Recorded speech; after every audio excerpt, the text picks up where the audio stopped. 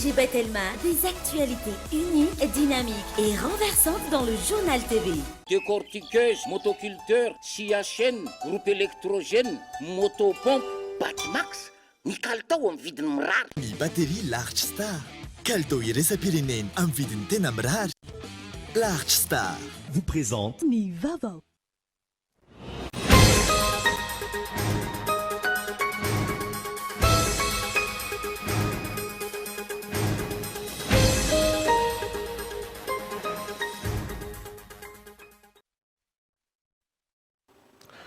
Finaritra tompoko lasy tompoko vavy fotoana vaovao eto amin'ny Akolo TV ka manazanaro anaraka izany hatramin'ny farany. Amin'ny tontolon'ny baolina kitra avy hatrany no hanomboantsika ny vaovao izay nilatsaka avao izao dia taoriana ny fifampirarana izay nataon'ny fitondram-panjakana malagasy tamin'ny CAF ary taoriana ny fijerena ifotony nataon'ny tompon'andraikitry ny CAF ny kianjan'ny bare nahazo homologation finale ny kianja ampijery miisa Royal no neken'ny CAF hanatrika ny lalaon'ny bare sy ny Benin lakamisy ho avy izao. Fa tontolon'ny baolina kitra izay hatrany dia tokony samy hanaja ny antanatohatra ny fitondram-panjakana malagasy sy ny fédération malagasy ny baolina kitra raha ny faneho-kevitra voaray fanandena. Niteraka disadisa eo anivon'ny fédération malagasy ny baolina kitra sy ny fitondram-panjakana ankehitriny ny fanomanana ny pitsopitsony rehetra makasika ny lalao izay eo ny bare ny Madagasikara sy Benin ny alakamisy ho avy izao amin'ny fitora ariva indrindra fa ny fangatahana ny mba hahafahan'ny mpijery hanatrika ity lalao lehibe ity. Raha ny vaovao farany nolavin'ny CAF ny fangatahany ministera ny tanora sy ny fanatanjahantena ny amin'ny hijerevana ny kany Madagasikara manokana. Amin'ny lalao lehibe tahaka izao ao anatin'ny rafitra federaly na eo aza ny fitondram-panjakana ny fédération no mifanerasera akaiky amin'ny CAF sy ny FIFA raha ny nambaran'ireo mpikirakira baolina kitra. Tokony samy hanaja ny antanatohatra avokoa ny rehetra ary samy tsy hitsabaka andraikitra hialana amin'ny olana tahaka izao.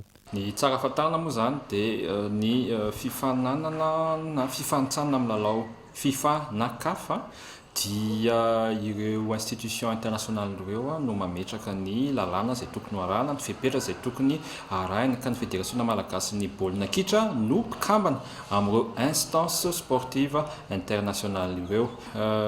Fédération dia manana alalana feno amin'ny fifampiresahana ary firesahana amin'ny instance internationale izay mampikambana azy dia amin'ny nivon'ny CAF sy FIFA izany. Afaka miresaka izy ireo ary tena marina izy ireo ihany manana fahefana iresaka eo anivon'ireo instance ireo.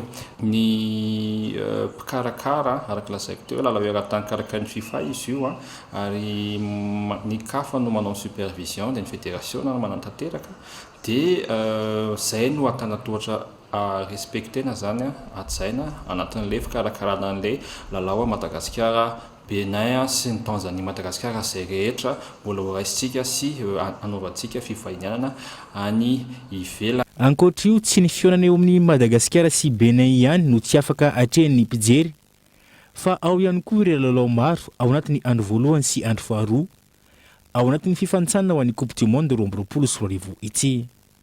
Raha maniry ny andefa ity lalao ity ny telempanjakana misy ny sarany tsy maintsy aloha makasika izany. Tsy afaka handefa izany kosa ny fahita lavitra hafa raha tsy nahavoalohany sara ny fandefasana izay. Iverenantsika moa makasika ny homologation finale ny kianjan'ny baren'ny Madagasikara teo moa sy ny fisian'ny ampijery miisa Royal dia nitondra fanazavana makasika izay ny ministra tompon'andraikitra.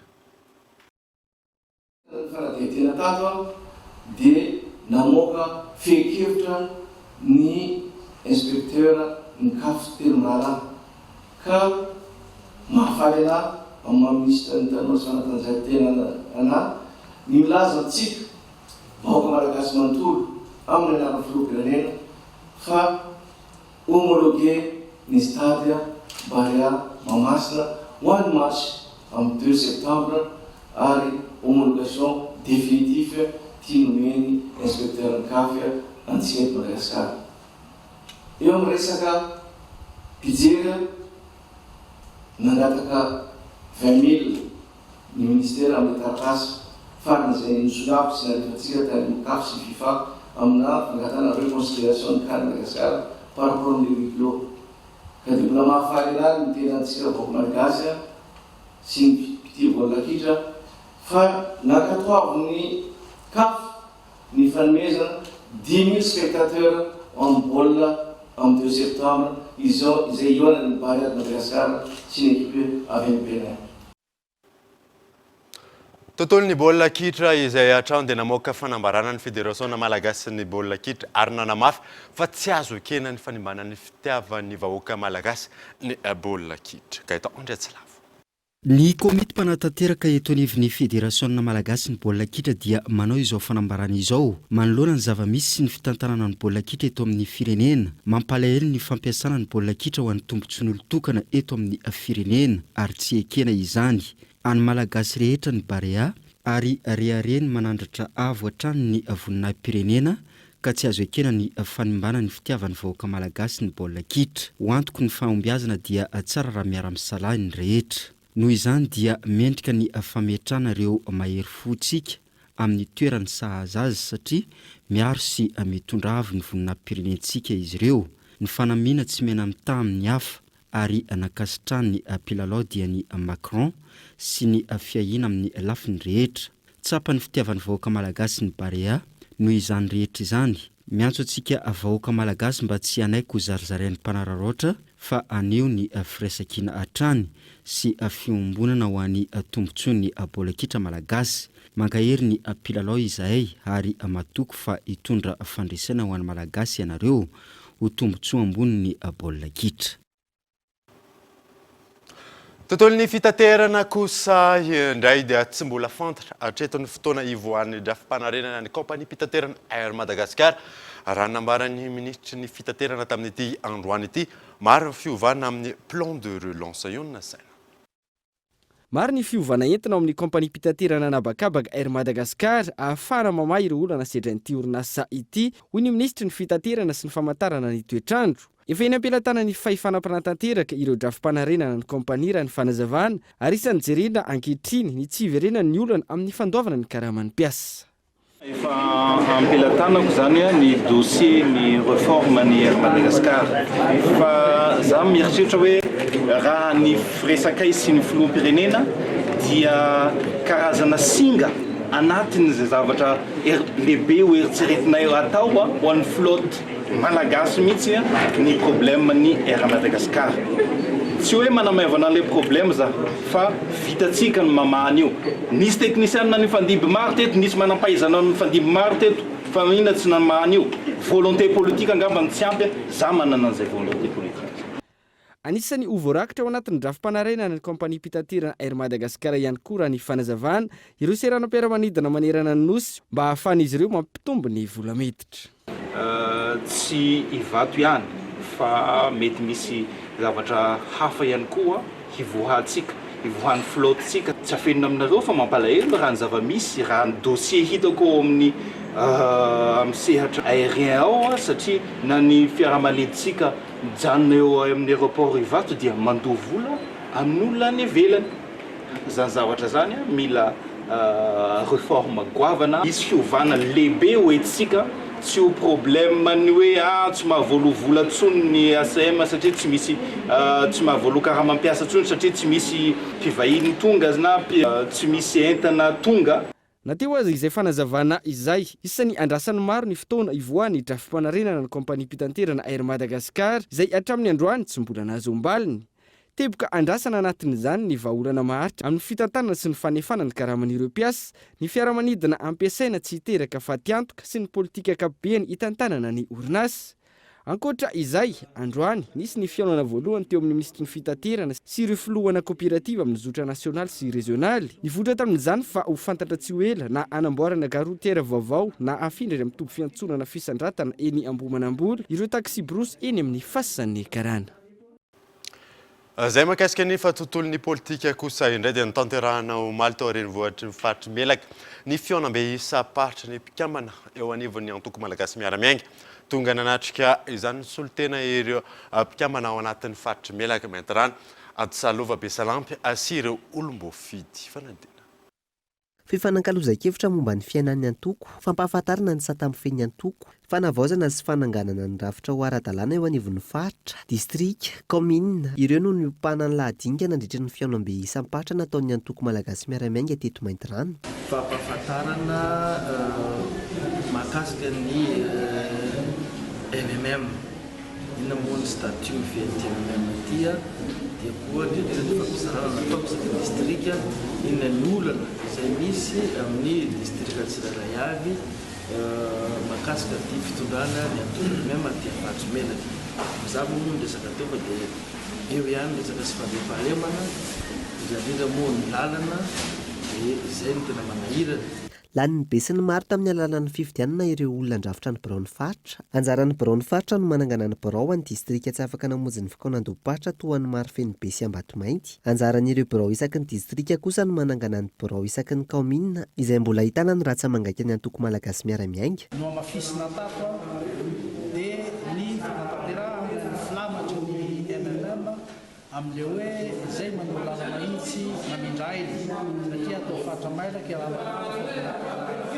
sahiana, mijaly, ny bolina nga amtenainy fa ireo mpikambana vaovao ireo zany anentana sy anetsiketsika ny olona amin'izay adidy sy zo manandrify azy tsirairay ihany. Avy tanteraka ihany koa zany ny adidy sy andraikitra mapetraky ny dalàna amin'ny atoko MMM amin'izay hoentina na mitaisa. Ankoatra izay, atsangana ireo birao mandrafitra ny TMMM sy ny VMMM atao anatin'ny faritry Melaky, ka hitarina isaky ny distrika sy ny commune izany. Izay ny ametrahana ireo rafitra ireo ara-dalàna mialohan'ny Kangresy Nasionalin'ny Antoko Malagasy miara-miainga. Tontolon'ny fahasalamana kosa indray dia hatramoaly trangana pista 20 no hita atao amin'ny faritra Itasy distrika ny Arivomamy, olona 4 kosa no namony eny. Voafehy hatreto ny fiparitany aretina raha nambarany tompony ndraikitra ara-pahasalamana any toerana misy lahy Ranarjo. Nahitana trangana pesta areti-tratra miisa 20 any amin'ny faritra Itasy distrika ny Arivomamy raha ny antotanisa ny 3 Aogositra 2024. Ity distrika ity izay matetika hitany izay aretina izay raha ny nambarany tompony andraikitra misy ny namony eny vokatra izany. Tomaly tany farany zao 20 mbesan tany nateriny hôpitaly Tsabona masy Tsabona dia efa mitary zany zareo. Talohan'izay efa nisy anankiroa no maty tany amin'ny teo anivon'ny communauté dia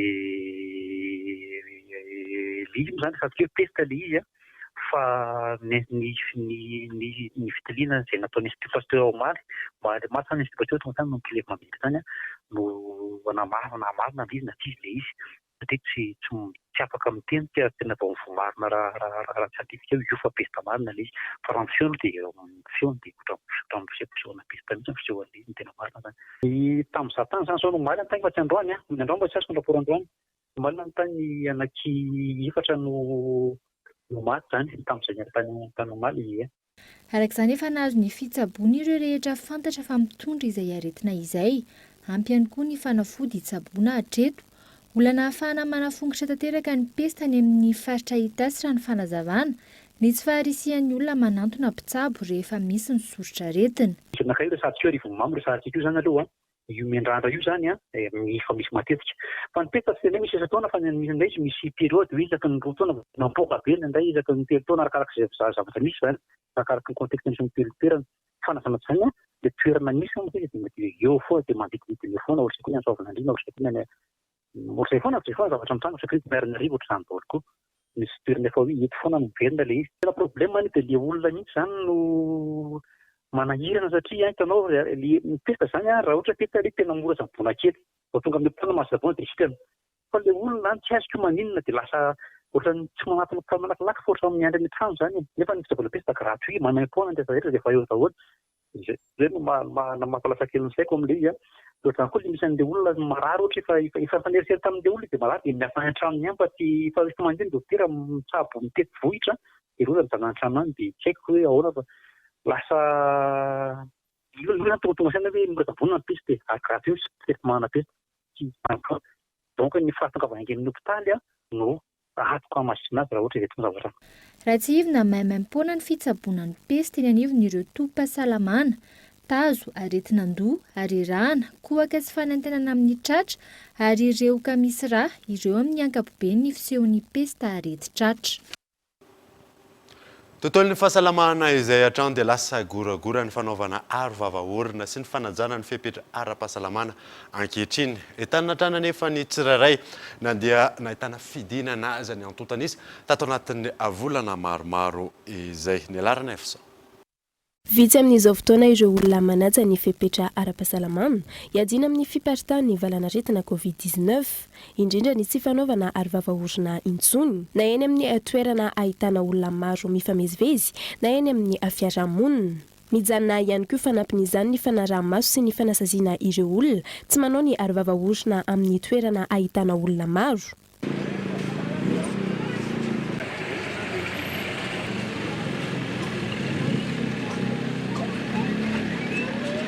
Nama zany dia misy miteny hoe manao vahakasy satria aro firovana fahasalamana sy ny olona mifanakaiky aminy. Misy fotoana moa hitanao zao hitanao zao olona mpamafatoky talo tamin'ireo tena lakely mety maloto ny kasipôty izay ihany manadio azy satria mbola riva vomody zany dia na mifidy vaovao. Kasiko zay miala valentrana dia tsy misy sasako rehefa tonga satria misy vovoka sy miala zay. Na eo zany fiainany ny tahan'ny olona voamarina fa mitondra ny valanaretina, tokony hitandrona hatrany ny rehetra, indrindra amin'ny fanajana ny fepetra ara-pahasalamana. Manao ny fanentanana amin'ny fanajana ny tsirairay izany ihany koa ny fikambanana misehatra amin'ny fahasalamana. Eo ihany koa ny fanentanana ny rehetra iroso amin'ny fanaovana vaksiny. Nanaovana vaksiny manko dia mba nasandratra avy naraka tratran'le coronavirus dia tsy mandeha ny forme grave sady tsy atahorana zany makany amin'ny fahafatesana. Indrindra moa fa mbola tsy haintsika marina fa efa miaina be le cas eto amintsika fa mbola tsy fantatra zay mety fandehana aoriana eo amin'ireo hoe le variant delta zay manomboka miparitaka dia miparitaka mihitsy amin'izao fotoana izao aty amin'ny continent africain. Ary raha tsy hitanisa afa-tsy Sénégal fotsiny amin'izao fotoana izao tantarain'ny namana zay mipetraka any dia tsy maharaka intsony ny hôpitaly any Sénégal any amin'izao fotoana izao avy amin'ile variant delta ny coronavirus. Mbola mitoetra amin'izao ny fanaovana ny vaksiny fanefitry ny valanaretina Covid-19 ary tokony hanao ny tsindrona faharoa ireo rehetra izay efa navita ny andiany voalohany. Mbola mitoetra eto amintsika hatrany ny valanaretina ka tokony hanaja ny fepetra ny rehetra. Araka ny tatitra izay navoaka ny ministeran'ny fahasalamam-bahoaka tamin'ity androany ity tsy nisy lavo ny valanaretina Covid-19 teto Madagasikara raha toka efatra ny tranga vaovao, roa ireo olona sitrana soamantsara, efatra ihany koa ireo mbola ao anatin'ny forme grave. Tontolon'ny fampianarana kosa indray dia ho fampiroboroboana hatrany tontolon'ny fanabeazana eto Madagasikara manao ny fanohanana sy ny fanampiana eny anivon'ny sekoly tsy miankina ny vondrona Filatex. Androany ampianatra miendrika miisa 20 no nahazo fitaovam-pianarana ary tohana manontolo ihany koa ny fianaran'izy ireo mandritry ny taona manaraka io na saina.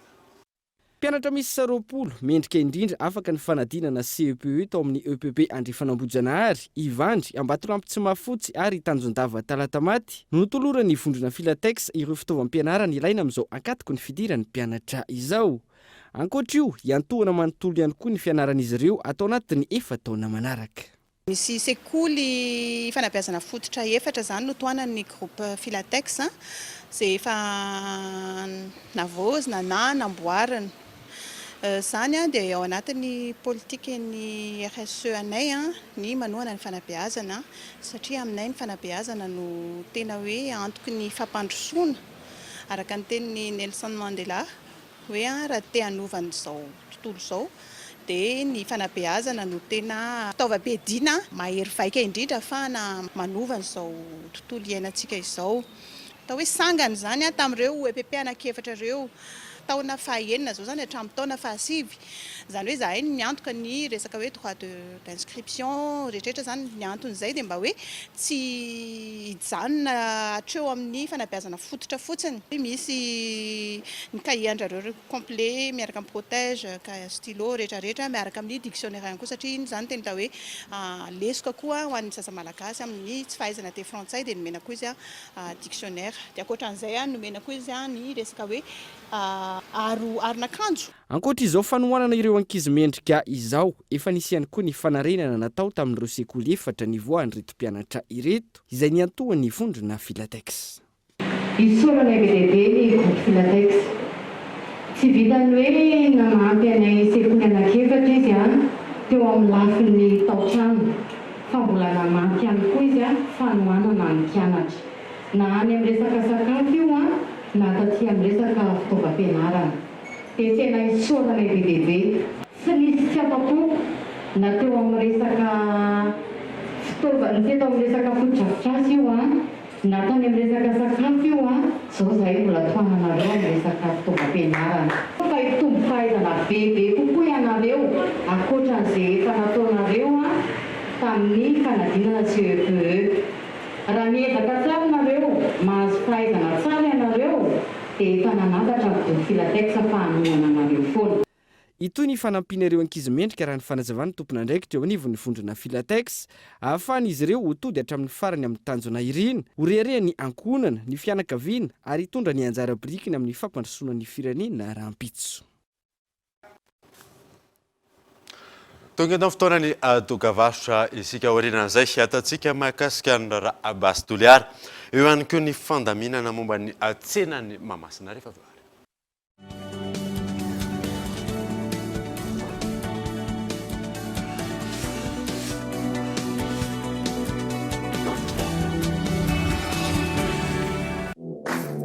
First Plus, l'offre all-in-one pour vous en abonnement, appel, data et SMS vers tous les opérateurs et à l'international. À partir de 20 milliards TTC seulement, abonnez-vous en Telma Shop.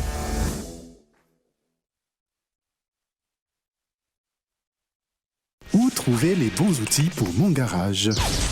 Chez Batimax, nous disposons de larges gammes d'outils mécaniques et divers matériels et équipements selon vos besoins. Des produits de qualité, fiables et durables comme des générateurs de marque Eco, compresseurs, caisses à outils, tréteaux, cric hydraulique, nettoyeur haute pression. Retrouvez vite vos outils disponibles chez notre showroom et site internet www.batimax-mada.com. Batimax, la qualité au meilleur prix. Entre nos fous rires et nos moments de complicité, nous trouvons toujours le moyen de s'amuser. Pour que chaque plat préparé soit spécial, nous avons choisi des spaghettis de qualité supérieure, faits à base de semoule de blé naturel, sans oublier sa délicieuse sauce tomate facile à préparer. Avec les spaghettis et la sauce tomate spéciale, chaque plat est unique.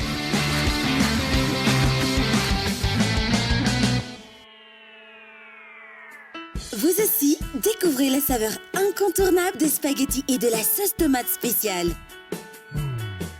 Disponible dans vos points de vente habituels.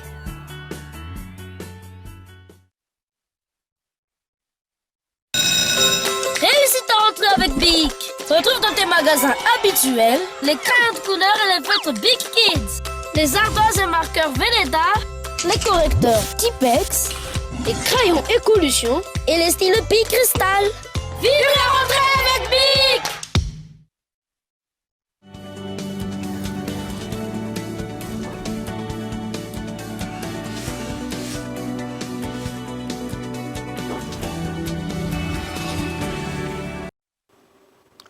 Miditra amin'ny tapany faharoan'ny vaovao isika. Amin'izay ohatra ny hevitry ny mponina manoloana ny fanatanterahana tetika sa Bastoliara. Ao ireo manaiky, ao ireo mitsipaka hatramin'ny farany. Manoloana izany dia mangataka ny orinasa aneo ny hevin'ny mponina Gaëtan Andriatsilavo. Tsy anasa ny akamaroan'ny tanora ao Toliara, mijaly ny vahoaka noho ny fiakaran'ny vidim-piainana, mandry tsy lavoloha noho ny firongatry ny asan-dahalo, maina ny fambolena noho ny fiovaovan'ny ny toetrandro sy ny maro hafa. Maro vokatr'izay ny etaeta ny mponina. Ny fodrafitrasa andrasanay zao sisy hôpitaly, sisy lakilasy, sisy formation. ndragny mpamboly ndragny mpiompy ndragny mpamarotsy. Olana mipetraka manoloana ny fampandrosoana tiana ajoro ao an-toerana ny fitiavan-tena ataon'ireo olombitsy famonoana ny vahoaka raha ny fanazavana ny fanakanana ny sy ny fitandrahana ary fitadiavana tombotsoa manokana antony mahatonga ny toliara tsy hanana tetikasa goavana na iray azy. Zay le problème agnatin'ny raha ty agnatin'ny fiainantsika toy ato. Zay zany ka tsy ny tombotsoa ny vahoaka ro hentean'olo fa ny tombotsoa ny personnel. Ka ny raha manahaka an'izany tsy mety, tsy zay ny fidianany vahoaka anao. Fa mba ahitahany ny tombotsoa. Ty tanàntsika toliara eto toy, mampalahelo ane. Cimetière de projet. Depuis zay avao. Maty toly, natranga teto maty toly. Natranga teto Simatex maty. Hasima maty. Hasima nefa ny fivelomany tambany vohitsy teto. Maty. Tsy misy zavatra azo atao zany. Io koa hatao ty fitrandrahana ty fasimainty ty de ho maty, de ho maty, ho maty, ho maty eto. Zahay zao ane tsy hanagny tombotsoa agnatin'ny raha zay fa ny taranaka faramandimby eritreretina io. Naneo ny heviny ny mpampianatra pikariko ary nilaza fa tsy ampy ny fampahafantarana sy ny fanazavana amin'ny vahoaka ny tetikasa ajoro. Mila fantarina ihany koa izy hatrany ny ponina sy ny fomba fiainany ary ny fiarina amin'ny fiainany andavanandro. Tsy mijanona fotsiny ohatra hoe ty zone anankiray eto ty no misy projet atao. Tsy mijanona fotsiny amizay fa tena mila jerena mihitsy hoe izy adao no mety touché. Zany nefa fantatry ny mpanao projet daholo ane zany. Fa matetika moa zany misy le hoe atao fotsiny zay azahoanan'le avalina zany hahafana manao an'le projet. Fa tsy ho hiteny ihany ve regleny eny an-dalana zany. Fa amiko zany de hoe mila fantarina tsara. De zay le teneny koa tary amin'ny voalohany hoe omanina aloha fa tsy hoe misy mesure d'accompagnement zany. Aza miandry le mesure d'accompagnement fa be dia be ny zavatra simba ao anatin'le mesure d'accompagnement. Fa le fanomanana an'le olona mialoha isin'izao de fa fantany hoe ny zavatra miandry azy vonona amin'izay moa izy de hita hoe mandroso tsikelikely ao anatin'izay le fanomanana projet. Raha ny heta miverina andatabatra indray ny tetikasa bazy toliara amin'izao fotoana. Mizara roa trano ny hevitra manoloana io tetikasa io. Ao ireo manaiky, ao ireo mitsipaka izany, izay samy manana ny toa-kevitra hoentiny avokoa. Mangataka ny anehoan'ny orinasa hevitra manoloan'izany ny ponina, saingy hatreto raha ny fanadihadiana natao, na atony tetikasa noho ny antony maro samihafa, ary tsy afaka maneho hevitra na miresaka amina ainao manjery ny orinasa. Isan'ny vaovao misongadina ihany koa dia ho foana ny tsena Etsemamasina ho an'ny andron'ny alakamisy sy sabotsy izao ho ranambarany tompony ndraiky rehefa anivon'ny commune Antananarivo. Ny fitandrona ny filaminana mandritry ny lalaon'ny Abare sy ny fanokanana ny kianja vaovao moa no antony izany. Abraham Randriamanana. Manoloana ny fisian'ny lalao ionan'ny Barea ny Madagasikara sy Benin tsy amin'ny kianjan'ny Barea Mahamasina. Ho foana ny fanatanterahana ny tsenany alakamisy izao iny an-toerana raha nambarany teo anivon'ny commune Antananarivo renivohitra. Tsy hisy ihany koa ny tsena ho an'ny andron'ny sabotsy ho avy izao vokatry ny fisian'ny fanokanana ny kianja vaovao. No amin'ny antony maro ao ny fitandrovana ny fandriampahalemana amin'ny toerana iny, eo ihany koa ny fandaminana amin'ny resaka fahadiovana satria amin'izao fotoana izao dia efa ao anatin'ny fandaminana sy ny fanadiovana ny toerana ny eto anivon'ny commune Antananarivo. Ny sabotsy moa zany dia tsy hisy mihitsy koa ihany koa ny mpivarotra amoron-dalana manodidina ny toerana iny mba halalaka sy hadio tsara ny toerana izay hotokana amin'ny malagasy tsy vaky foana. Etsy ankilany nanomboka androany tetsy amin'ny commune Antananarivo renivohitra ary farina raha ampitso ny fandraisana ny fangatana ho an'ireo mpivarotra natateraka ny asa fivarotana tohanaina iny amin'ny Kradin mandritra ny fanokanana ny kianjan'ny Barea Mahamasina ny sabotsy ho avy izao. Mpivarotra miisa 3 no natateraka izany eny an-toerana ankoatra ireo toeram-pisakafoana samihafa ary misy ny fepetranapetraka ho azy ireo toy ny tsy azo amarotana ny zava-pisotro misy alikaola raha ny nambaran'ny tompona andraikitra. Mahakasika ny commune izay hatrany dia nilavin'ny filan-kevitra munisipaly ny fisian'ny taxi moto eto Antananarivo renivohitra. Mpanolontsaina 770 amin'ny 450 no nitsipaka ny fanomezan-dalana n'izay taxi moto izay nandritra ny filan-kevitra. Hiditra vaovao any amin'ny faritra kosa indray isika dia mitokona ary tsy nisy nandray ny asan'ireo mpiasa eo anivon'ny commune Ambonivohitra Sainte Marie vokatry ny tsy fahazahozy ireo karama efa bolana izay tsy mbola misy moa ny tahaka izao hoy ireo mpiasa Henri Florian.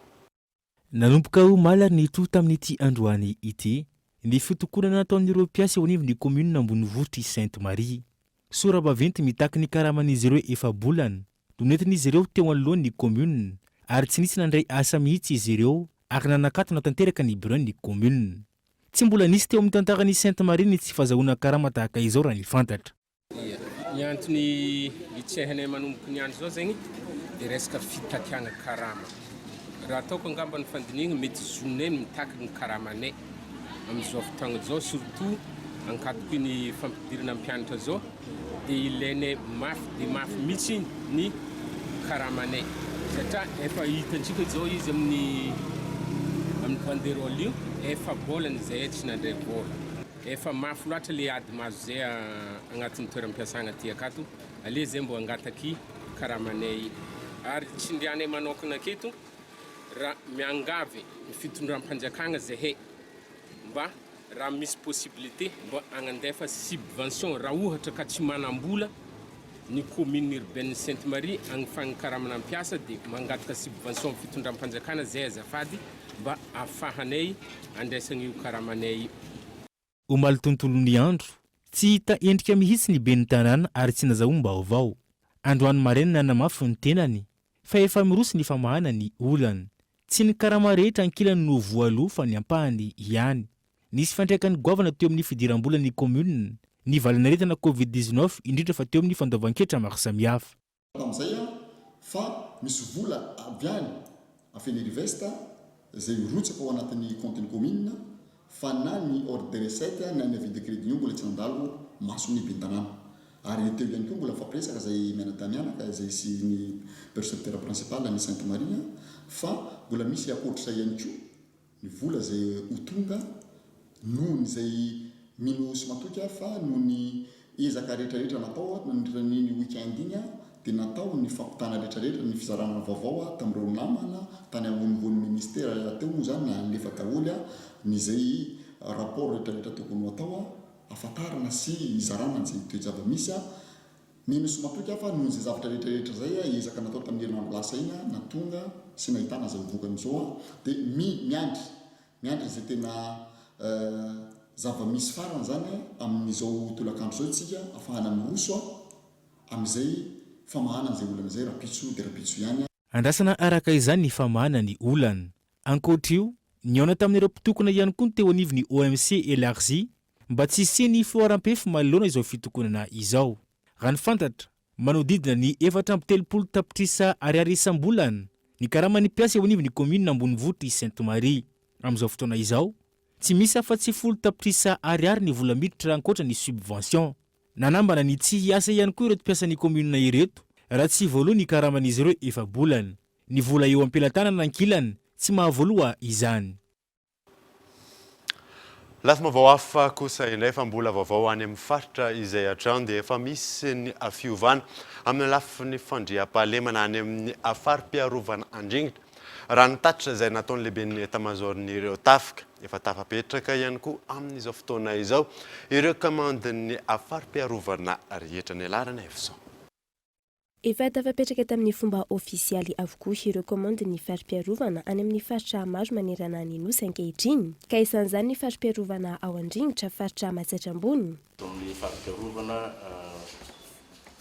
sy fahalemana andringitra no asianteny dia hita efa misy fiovana sy miroso any amin'ny fandriam-pahalemana ny akamaroan'ny distrika ato anatin'ny fari-piarovana. Ohatra amin'izany ny distrikany Isandra izay hita fa efa manomboka mirana ny olona ary afaka mivezivezy sy manao ny asa andavanandrony. Omena toromarika nefa ny ireo mpitandro filaminana anambatra ny heriny eo amin'ny famongorana ny fakany ny jiolahy sy ireo malaso atao anatin'ny fari-piarovana sy filaminana andringitra. Nandritra ny hetsika fidinana ifotony natao no nionana tamin'ireo tompona ndraiky mpanjakana any amin'ny faritra sy ny fanazavana ny fomba fanaovan-drafitra. Nisy ihany koa ny fanazavana sy fandresen-dahatra natao ho famerenana ny fitokisan'ny vahoaka ny mpitandro ny filaminana sy ny fametrahana ny tany tandalana ahafahan'ny vahoaka mandry fahalemana sy miaina ao anatin'ny fitoniny ho firosoana amin'ny fampandrosoana. Nandritra izany ihany koa no nilazany ny ministry ny fiarovam-pirenena fa efa mandraina indraiky ny ireo mpitandro ny filaminana ao amin'ny OMC izay ahitana miaramila, zandary ary polisy. Ifanometanana izy ireo hikarohana sy hisamborana ireo jolahy namono ilay mpanao gazety tany an-toerana ka tsy ho ela dia ahitam-bokany izany. Eo amin'ny maresaka iraisam-pirenena miditra amin'ny andian'ny fahatelo amin'izao fotoana izao ny fanaova vaksiny iadina amin'ny Covid-19 any Israel. Maro ny fanentanana sy ny tombony omen'ny fanjakana ho an'ireo 12 taona no mihoatra ka manantanteraka ity 3e dose ity fanandina. Mampirisika hatrany vahoaka ao amin'ny fanjakana israeliana anatanteraka ny vaksiny arovana amin'ny valanaretina Covid-19. Amin'izao fotoana izao efa miditra amin'ny andian'ny fahatelo ny fanaovam-baksiny any an-toerana na ilay antsoina hoe 3e dose. Isan'ny fanentanana atao amin'ny vahoaka ny hoe amin'ny volana oktobra izao mitovy amin'ny tsy vita vaksiny ihany ireo izay tsy manao ity 3e dose ity eo anatrehan'ny fanjakana ary izaka ireo mety ho fiantraikan'izany na ara-pahasalamana na ara-piarahamonina. Na voalaza aza fa amin'ny alahady izao no anomboka amin'ny fomba ofisialy ny fanaovam-baksiny andian'ny fahatelo izay misokatra ho an'ireo 12 taona no mihoatra, misy ireo efa manatanteraka izany ankehitriny. Noho ny fahafampo amin'ny fandraisana, ny fahamaroan'ny toerana ahafahana manao ny vaksiny, ireo fanentanana maro samihafa ary tsy maintsy atao ihany atsoatsiko inona no iandrasana hoy ny sasany. Ho fiarovana ny tena sy ny hafa no antony anaovana izany ho kosa ny faneho-kevitry ny hafa.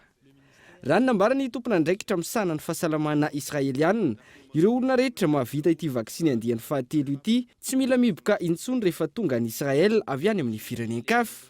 Tsy aivona, ny fiafaran'ny volana jolay teo no efa vita vaksiny andian'ny fahatelo avokoa ireo zokiolona ny antoerana. Etsenkilany manambara ny OMS fa ilaina saingy tsy amehana ny fanaovana ity 3e dose ity fa tokony hisitraka ny 1e dose aloha ireo firenena rehetra tsy mbola nahazo izany. Dia ny maresaka iraisam-pirenena manakatana vaovao tamin'ity andro andeha ankatrahanao nanaraka izany soafa tsara torto.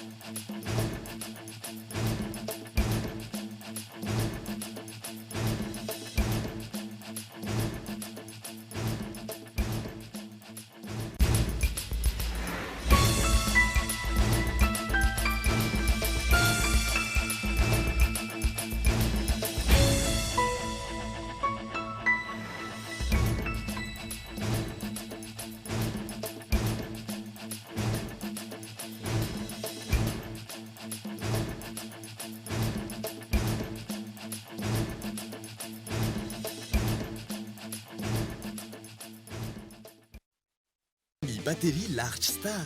Kalitao iraisam-pirenena amin'ny vidiny tena mirary. Large Star vous a présenté Ny Vavao. Décortiqueuse, motoculteur, scie à chaîne, groupe électrogène, motopompe, Batimax. Ny kalitao amin'ny vidiny mirary. 5G Batelma, des actualités uniques, dynamiques et renversantes dans le journal TV.